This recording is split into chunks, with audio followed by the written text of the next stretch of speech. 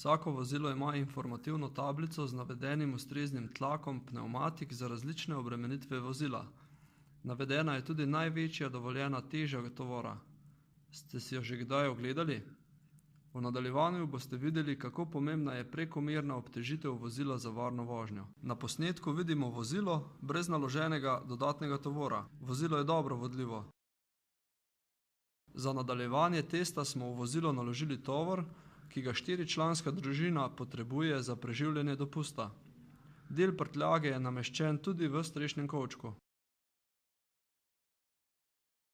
Pri testu umikanja je polno naloženo vozilo težko vodljivo, pride tudi do prekrmarjenja.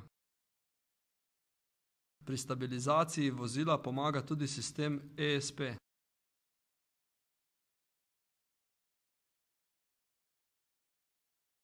V vozilo smo namestili še dodaten tovor in sedaj je vozilo preobremenjeno.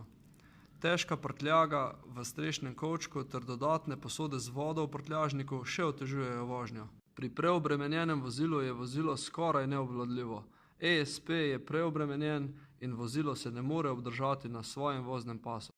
Seveda ni pomembna samo teža tovora, ampak je zelo pomembno, kako je tovor naložen v avtomobilu, da se kosi prtljage ne premikajo po vozilu in pri tem ne poškodujejo voznika ali potnikov.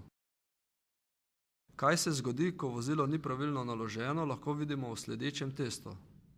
Prtljaga v tem primeru postane zelo nevarna za potnike. Poskrbite, da boste tovor vedno naložili pravilno in s tem poskrbeli za varnost.